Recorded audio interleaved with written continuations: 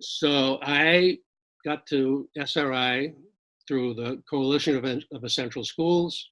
I was involved in the work of Essential Schools and knew Ted and the original folks that created this work were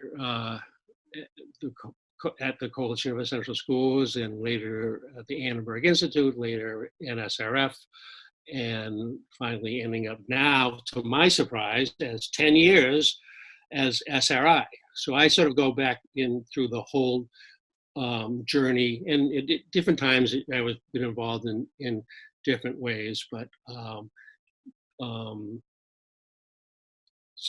so I guess that would be almost a 25-year journey. So back to 95, before any of this stuff, and I think actually I went before that with sort of the work, having done initially a bunch of work at Project Zero with Steve Seidel and looking at student work, and I think that was the thing that really I still hold on to, and I think drove a lot of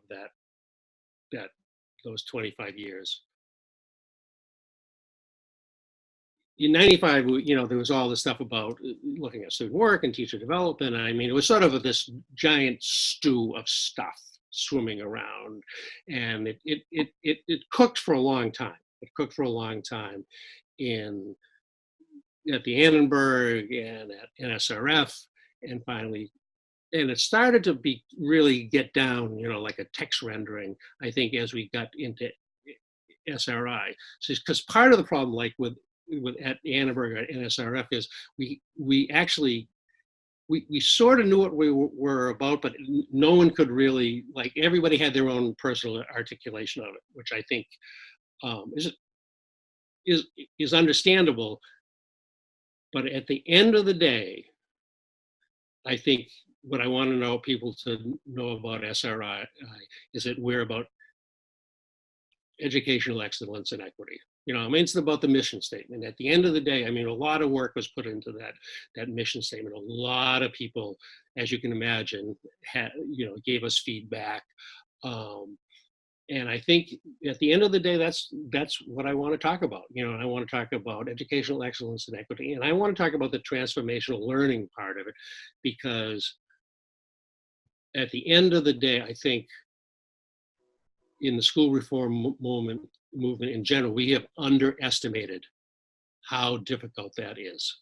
Transformational learning, how difficult dealing with issues of equity are.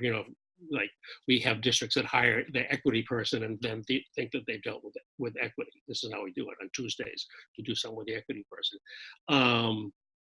So I think we have underestimated the difficulty of their. So I think SRI, unlike most places, has actually distilled what the real work is, which is transformational learning in the service of equity and excellence for each and every kid. And that's how I talk about it. That's how I talk about it. But I also tell people the part B is, this is really hard work. This is like not something you'll do on Tuesdays, and then Thursdays we'll do the science curriculum, and then we'll do, it's not like that. It's a different thing. So I don't know. That's what I talk about. What SRI is about. I think it's about the mission. I think lots of people have signed up for the mission. I think we got input for the mission, and from my view, I see that mission coming out of the previous 25 years of work. Where we'll be in 10 years, I think, is completely up for grabs. I think that's a really interesting question. I think that unless organizations like SRI are successful in both identifying the dilemmas, the problems, and really being instrumental in reinventing public education, because I think we're at the point now of like nibbling around the edges, getting a new science curriculum, getting block scheduling and stuff like that. Those days of, nibbling around the edges are over. I mean, we'll continue to do that, but if we're doing it in 10 years, public education will be dead. There will be no public education. The charter school, the vouchers, all these forces, I think, that are pushing against public education, I think they will succeed. And then I think there will be a whole bunch of, like, secondary classes, secondary schools secondary level schools, where kids that can't for some reason or other, avail themselves of the charter schools or the private schools, get the vouchers, go to the big Catholic schools, they'll go there. And I think that's where we'll be. I mean, I think we're at a complete crossroads in education, and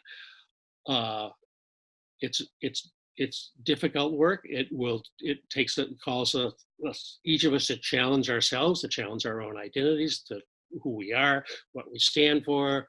It's a very, very difficult point in public education. And so, at the end of the day, I think that organizations like SRI have a really critical role to play, because unless people are having the right conversation, fearlessly having the conversations that's difficult, that questions identity, the conversation that really challenges fundamental assumptions. Unless people are having those conversations, I think public education is done. So I think we have, like, SRI has a really important role to play. And I think there are other organizations as well that help have that conversation that are needed, which, and frankly, the most difficult ones are about equity and race, and who gets what and why, and what works for who and doesn't work for who. I have noticed, now that you ask, a lot of change. So let's just stick with the mission. When we wrote that mission, which we started to write on day one, 10 years ago, day one at the fall meeting, which was then the winter meeting, but because of inflation, I guess it's been moved back or something. But now we have more time to do the work, I guess was the theory. But when we started that conversation about, talking about excellence and equity and transformational learning, that was completely aspirational. I mean, when we started talking at that meeting, and when we, put together the committee, there was an organizational development committee that a bunch of folks were on, that developed the mission statement and then submitted to the board. All this stuff was aspirational. Like, we had not the remotest clue of what it meant to talk about educational equity and excellence. We had no idea what the transformational learning community, like what is all this stuff? But but for some reason in our guts that resonated. It was aspirational. We didn't know how to do it. We were really struggling with what it means, and I think we actually struggled in it for a while about what does it mean? How is a transformational learning community different than just doing a bunch of protocols? Why is the conversation about race and equity so hard? All this stuff. I mean, we cooked this a long time, and I think it's starting to have been cooked long enough that I think we actually have some ideas of how to do that, what the work is. But we had to give up some stuff along the way too, which I think is sort of the ironic part. Of course, in all transformations, you both have to learn and unlearn stuff. And I think the unlearning was hard for us. So part of the unlearning was about structured conversation and protocols. There's, God knows, in my 25 years, there've been very few meetings I've ever led where I didn't do a structured conversation or protocol. But at the end of the day, like, having done 25 years of protocol did not advance the work of educational excellence and equity. It was a tool that we used in different ways and in different situations to help people hold the difficult conversations. So I think we've sort of gotten past that. We've expanded from being the protocol people to being something which is not 100% formed yet, I think, but it's close. And of course, the two things I think that really propelled us, one was the lawsuit, which you and I had the pleasure of, us when I was the chair of the board, and we had the pleasure of shepherding that. But I think at the end of the day, that was, that just opened the door. Like, well, we're not going to be exactly about what we've always been around, but we're really still about something, and it's important. And I think that lawsuit, in a way, propelled us to where we are now in a good way, to say, okay, well, we really are about educational equity and and excellence, and which doesn't mean we leave that other stuff behind, but it means our mental model is bigger. The frame is now bigger. It's not just about, oh, we're going to do the best job we can with protocols. No, it's about a larger frame, about, I think, about the reinvention of schools, about transformational learning. So that, so that's one thing. And I think actually, we were lucky enough to hire our first executive director, who I'm speaking to now, but I think there's no mystery that that idea of we have to be something besides, well, protocols had to be institutionalized. That means we had to have someone answering the phone and doing the work every day who actually felt that way. So we're lucky, that we had Carrie. And I think that, again, helped a new frame, adding a new frame. So, it's, I think the organization is changed, but I think we're still figuring it out. But we're almost there with the mission statement, and we're also almost there with the whole new frame of, let's not just do a bunch of protocols, but let's think in a larger way about what it means in terms of what do the protocols do for adult development, what do they do for adult learning, how do they fit into the reinvention of schools, how do they build our capacity for talking about difficult issues like race and so all that stuff. So I think we're almost there. I think, but if you're thinking about, that's where we've been attending, and that's why I say this is really hard work, right? It wasn't like no one's sitting around not having any conversations and just say, oh yeah, okay, let's adopt an equity strand. Let's adopt it. No, it didn't work like that. Like, we've really, really cooked it in an authentic way for a long time. And, I think that's to our credit. At the end of the day, I think that's to the organization's credit. Hopefully we keep cooking it for another 10 years, but I think it's really, I think the organization is ready for another big leap forward. I think my favorite memory was the first meeting, which was in Boston. And we had sort of the fall meeting that we were going to have. People wanted to do the work. I think we had 225, 250 people show up and say, okay, this is a new organization, but I get this work.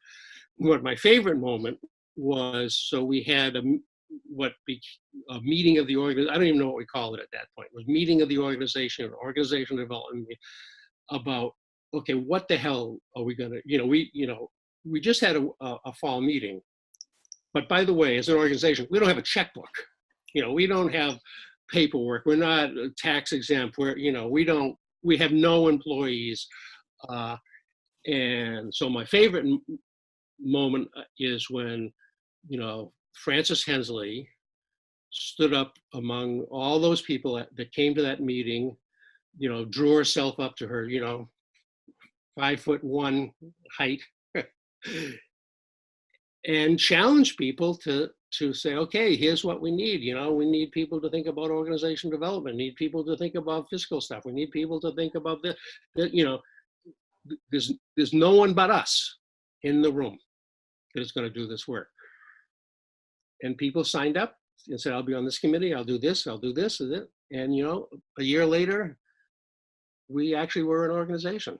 So that's my favorite moment. That in my way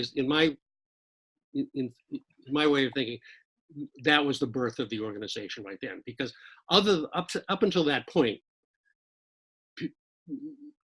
the people, it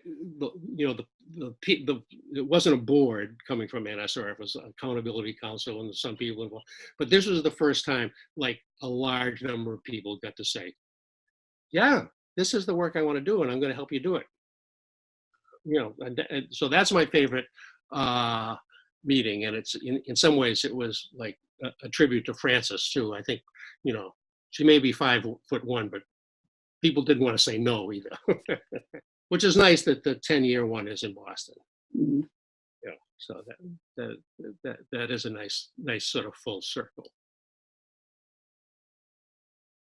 I would say that if they have any inkling in their gut about the fact that education needs to be reinvented, and that reinvention is going to be scary, difficult, risk risky work, but they have in their gut some sense that it just has to be, you know, it's got to be reinvented. Then they should come to SRI, and they'll meet a lot of people that feel the same way, and they might learn a little bit about how some steps to take to further that.